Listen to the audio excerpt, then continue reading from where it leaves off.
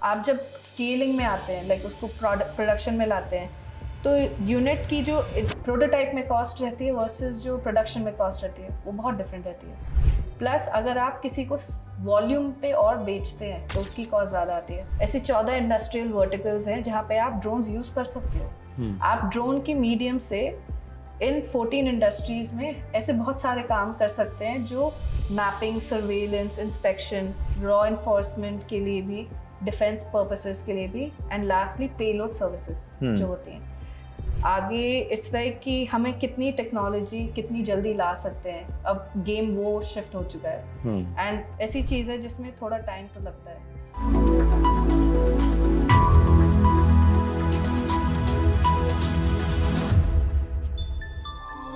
Hello, सलाम and आदाब। SME street view point में आप लोगों का वेलकम है। और आज भी हमेशा की तरह हम एसएमई स्ट्रीट पे ऐसे एंटरप्रेन्योर्स को, ऐसे बिजनेस ओनर्स को हम लेकर के आते हैं जो कि न सिर्फ एसएमईज़ को, एमएसएमईज़ को अपने सक्सेस स्टोरी से मोटिवेट कर सकें, बल्कि अपने इंडस्ट्री सेक्टर के बारे में बता के उनको ये भी बता सकें, ये अपॉर्चुनिटी उन तक के पहुंचा सकें और वो उस इंडस्ट्री सेक्टर के बारे में ना सिर्फ जान सकें बल्कि वो क्या बेनिफिट दे सकता है एमएसएमईज़ को, इसके बारे में भी समझ सकें।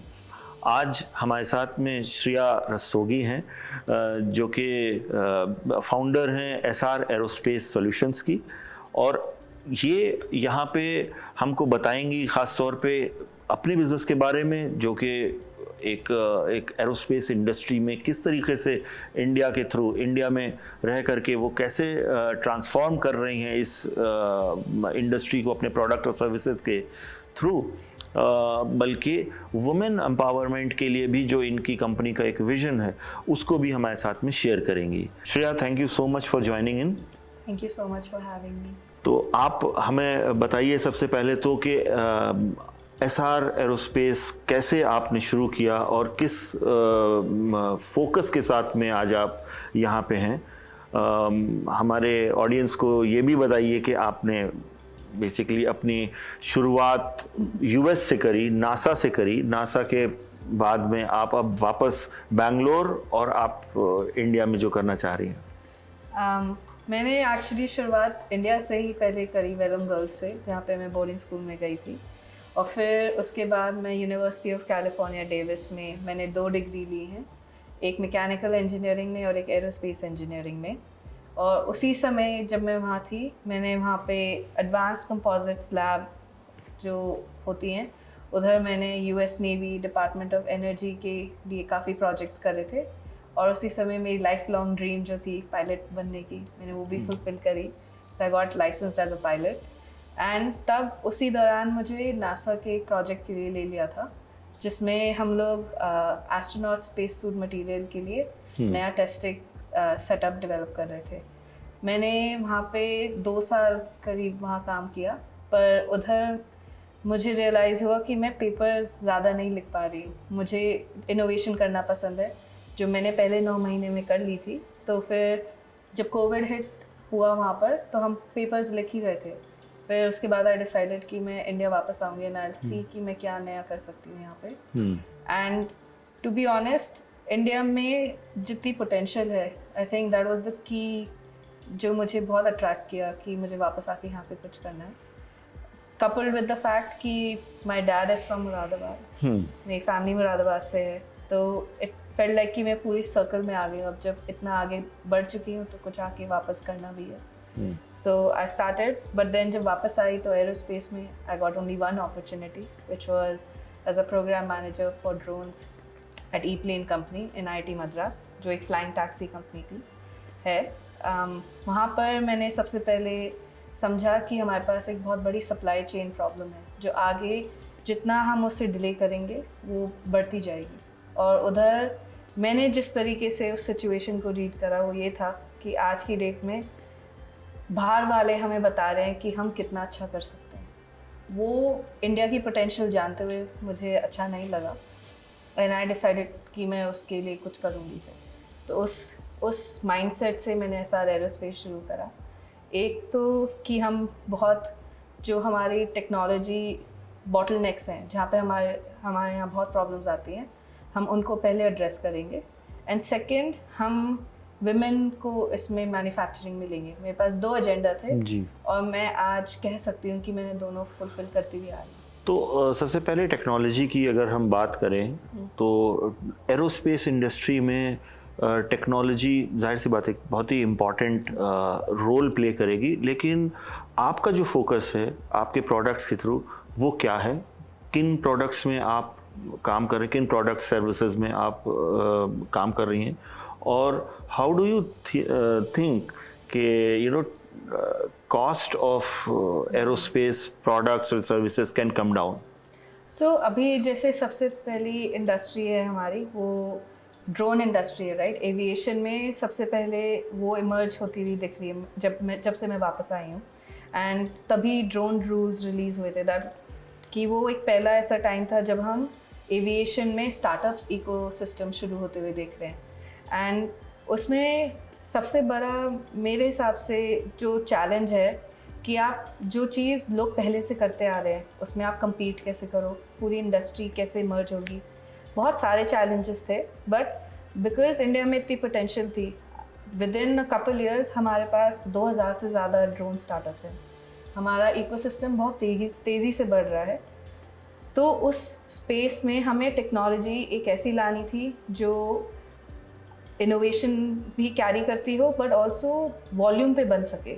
अगर वो सिर्फ प्रोटोटाइप लेवल पे रहेगी तो उसकी कॉस्ट जब आप बड़े स्केल पे लाओगे वो सेम नहीं रह पाएगी। आपकी वॉल्यूम की cost can be very different.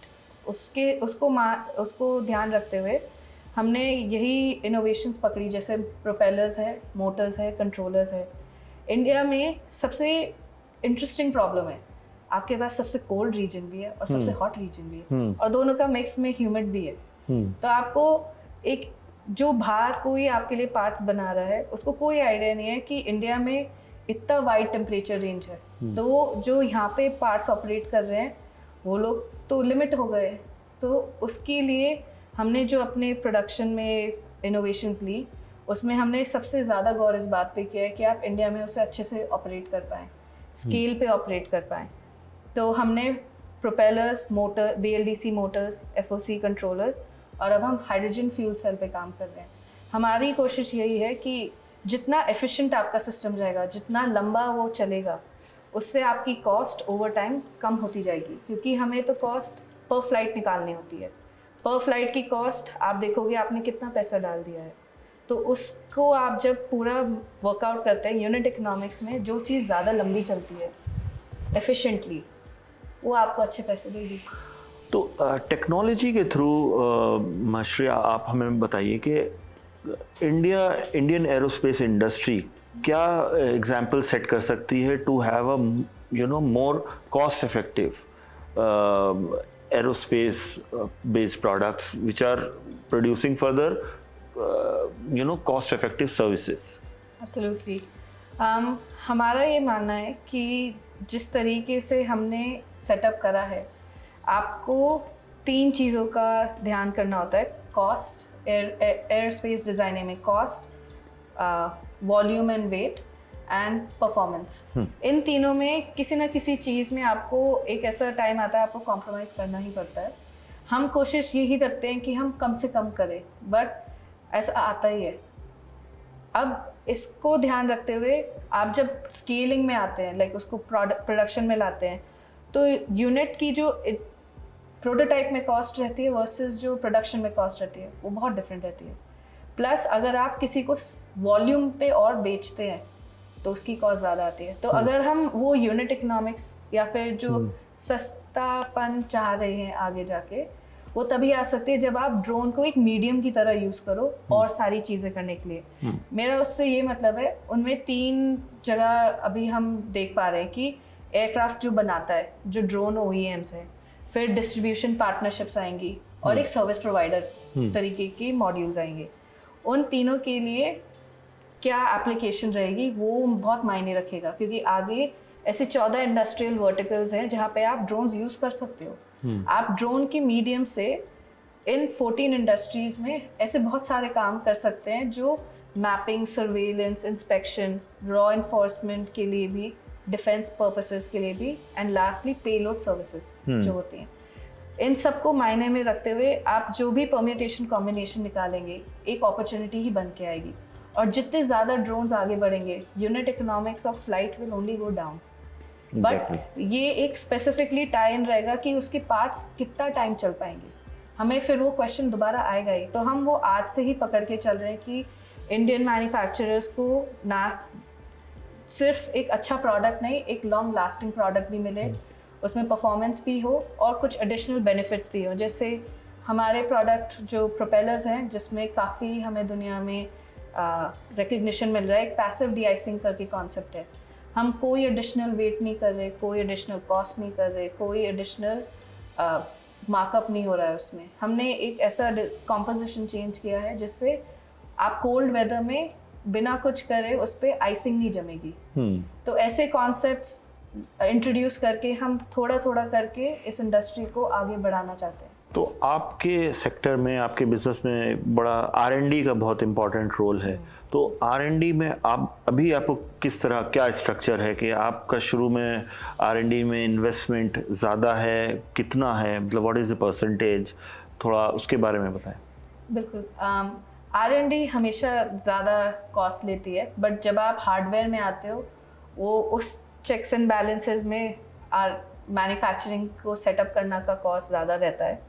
हमारे केस में हम एक ऐसी स्टेट पे पहुंच गए थे कि हमारे लिए मशीनरी नहीं थी दुनिया में। हमने बहुत लोगों से ट्राई करा, वो सेटअप करने के लिए मशीनरी नहीं मिली। तो मेरी team, I am really proud of them, उन्होंने कहा कि हम ऐसे नहीं, हम मशीनरी भी खुद बनाएंगे। वो एक, आई कांट टेल यू और एक्सप्रेस वेरी वेल कि जब आपकी टीम एक ऐसे थ्रेशोल्ड पे आ जाती है कि हम ये करके दिखाएंगे। आप मैं विजन भले ही देख सकूं, बट मेरी टीम इतनी स्ट्रांग है मेरे साथ कि वो एक एग्जीक्यूट कर पा रही है उसे। एंड उसमें the ratio of women to men is far different. हमारी मैन्युफैक्चरिंग में 16 लोग हैं, 3 are guys and 13 are women. They are locally hired from like nearby villages.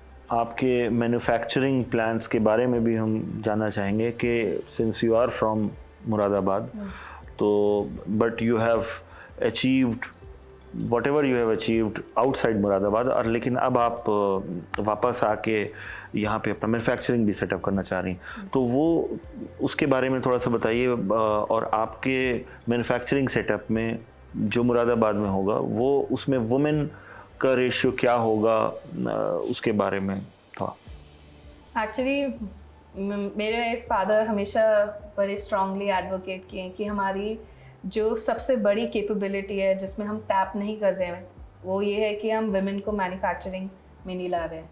और वो सब चीज़ों की वजह से होता है कि घर की डोमेस्टिक इश्यूज होते हैं या फिर जो भी लाइक लिमिटेशंस होती हैं। बट आज के टाइम में वो सब दौर बदल रहा है एंड वो बहुत चाहते थे कि हम ये करें। तो मेरा ये जो प्लेटफॉर्म था, हमने ये पायलट राउंड किया था बैंगलोर में कि हम आसपास लोगों से, आसपास के गांव से विमेन हायर करके उनको ट्रेन करें, उनको कंपोजिट ट्रेनिंग दे और उनसे चीज़ें बनवाएं। And we have been successful. हमने जब वहाँ सक्सेस लिया, अब हम वही एक लार्ज स्केल में मुरादाबाद में फैसिलिटी लगा रहे हैं। हमने ऑलरेडी सेकंड फैक्ट्री में 52 पीपल हायर कर लिए हैं, जिसमें almost 80% are women only. And वो इट्स अमेजिंग टू सी जब वो लोग एक दूसरे को बोलते हैं कि हाँ मैंने करा है, तुम भी कर सकती हो। Very different empowerment when it comes through like that. And हमारा ये तो फर्स्ट स्टेज है, आगे जाके it's more to do with like, और आगे जैसे जैसे अब हम एयरक्राफ्ट मॉड्यूल्स में बढ़ रहे हैं, हम अभी ये UAV सेक्शन में सब स्टेज टेस्टिंग कर चुके हैं। अब हम फ्लाइंग टैक्सीज और बड़े एयरक्राफ्ट्स के लिए भी बना रहे हैं। तो हम लोग 100 किलोवाट का motor plus like 96 inch try blade बना रहे हैं। तो उसमें वो बहुत बड़े एयरक्राफ्ट्स के लिए है। गवर्नमेंट की स्कीम्स और पॉलिसीज़ भी काफ़ी अट्रैक्टिव हैं स्टार्टअप्स के लिए, सिविल एविएशन सेक्टर में, ड्रोन स्पेस में भी। आपने कुछ ऐसा कुछ एक्सपीरियंस अभी तक के लिया है, स्कीम्स और प्रोग्राम्स? अभी तक तो हमने ऐसा नहीं करा है, पर ये भी था कि हमारे लिए जो पाथवे है वो बहुत क्लियर और बहुत तेज़ी से बढ़ने के लिए था। हमें अभी जिस तरीके से पोजीशन कर रखा है, हमारे पास उतने बजट में हम कर पाए, अभी तक हमें ज़रूरत नहीं पड़ी। बट अगर पड़ेगी, आई डू थिंक कि इतने प्रोग्राम्स हैं, PLI इंसेंटिव्स हैं, डिज़ाइन लिंक्ड इंसेंटिव्स हैं, जिसमें आप टैप कर सकते हो और आगे बढ़ सकते हो। तो जहाँ से मैं देख रही हूँ उधर से गवर्नमेंट भी आपके साथ लगने के लिए तैयार है।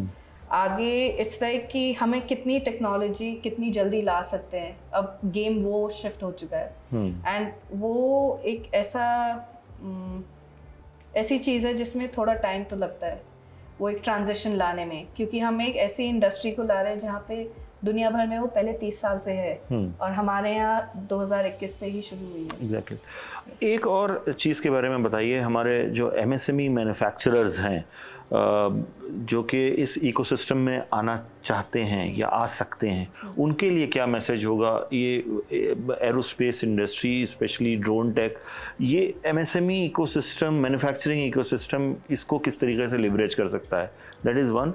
सेकेंड, आपकी बिजनेस से, आपकी मैन्युफैक्चरिंग यूनिट में या आपकी मैन्युफैक्चरिंग यूनिट से MSME इकोसिस्टम किस तरीके से एसोसिएट हो सकता है? मैं सबसे पहले आपका फर्स्ट पार्ट आंसर करती हूँ। फर्स्ट पार्ट में आई थिंक अभी तो ये बहुत छोटी सी शुरुआत है, आगे तो इतना सारा काम है हमारे। हम पूरी एरोस्पेस इंडस्ट्री यहाँ लगाना चाहते हैं, तो आप मशीनिंग से लेकर वायरिंग तक जितना सोच सकते हैं वो सब पूरी इंडस्ट्री में यूज़ होता ही है।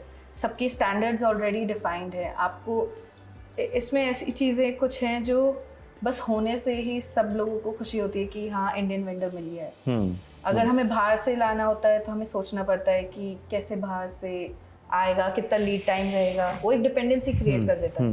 वेयरएज अगर कोई इंडिया में ही हो तो उनका भी बढ़ता है, प्लस हमारा भी साथ ही साथ बढ़ जाता है। हमारे जो मशीनिंग वेंडर्स हैं बैंगलोर में, उनके साथ हम लोग 2 साल से तो काम कर ही रहे हैं। उनके साथ ऑलमोस्ट वो जितना सीखे हैं हम उनसे ज़्यादा उनसे सीखे हैं।